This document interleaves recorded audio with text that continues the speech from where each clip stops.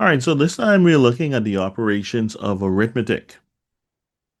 So we need to know how to add and subtract.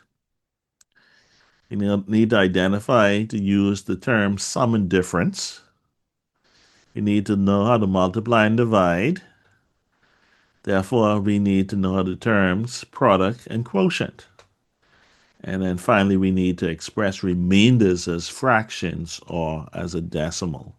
Now, of course, this objective, if you are in the BJC group, no calculators will be allowed.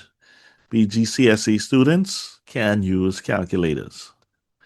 So we got grades 1 to 6. And when you was in grades 1 to 6, you should have learned 6 operations. Addition, subtraction, multiplication, division, powers, and roots. Now, I'm not saying that you learned it. I said you should have. So when we're looking at the operations, we need the verb form, we need the noun form. So if we know we can add, and once you add, you'll end up with a sum or a total. We need to know how to subtract. When you subtract, you're going to end up with a difference. You need to know how to multiply. When you multiply, you will end up with a product. And when you divide, you'll end up with a quotient. Now, the reason why we need to know this is some exams will not say add, subtract, multiply, and divide. They will say find the sum, find the total, find the difference, find the product, find the quotient. And if you don't know what these mean or what operation to correspond with these, you'll be throwing away those points. So we have to understand the parts of addition. So these two numbers that are being added are called the addends, and the end result. When you finish adding, you get the result, the total, the sum. Either one of those words is acceptable. So the operation symbol is the plus sign. This operation symbol is called the equal sign. So we have the addends, and we have the sum or the total. Subtraction. I didn't mean to say the greater number because in subtraction we can actually take the smaller number and subtract as well. And so that's going to be negative.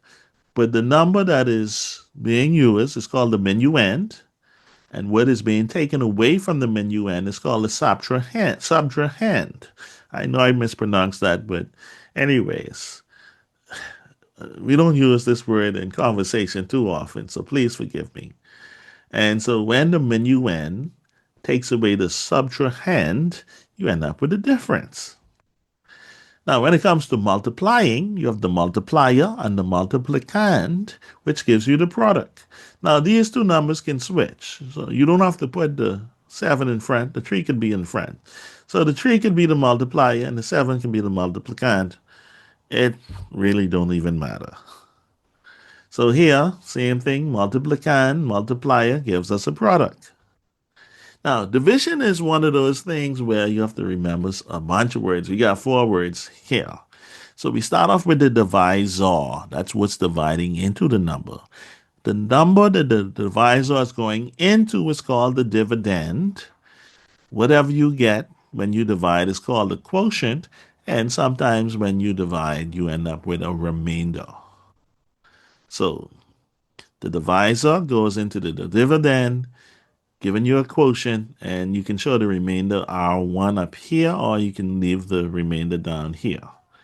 Here, same thing, the dividend divided by the divisor give us the quotient with a remainder. So we're looking at, let's have a greater look at this concept of division. So we have to share 9 apples.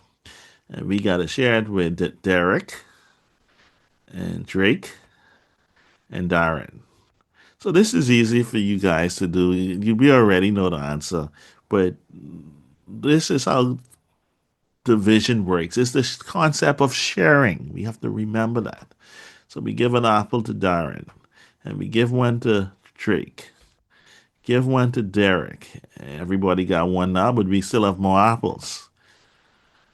Darren, Drake, Derek. Still have more apples. Do it again. Darren. Drake, and then Derek. So that means that when you take nine apples, sharing with three people, each person gets three. So when we say nine divided by three is three, this is what we actually mean. We have to remember that we are actually taking something and sharing it with a number of different people or whatever. It might be putting stuff in the bag and you have six bags, however it is. And this is what happens with this. So the same thing now. What happens though? Sometimes you don't have. Sometimes what the people you're sharing with is more than what you have to share. So we have two pizzas. We're still trying to share it with Derek and Drake and Darren. So we have two pizzas, but we have three people. So what we need to do, we have to take each pizza and cut them up into three equal parts. So now I have three thirds here. I'm gonna cut this pizza and get three thirds. So now this three thirds and this three thirds, and now guess what? We have six thirds. Now it's easier to share. One for Derek, and one for Drake, and one for Darren. One for Derek, one for Drake, and one for Darren. Now remember now, these pizzas were cut into thirds. So he gets two thirds, he gets two thirds, and he gets two thirds. So when you have more people than you have to share with, your answer is going to be a fraction instead of a whole number. So notice the people you're sharing with is always in the bottom.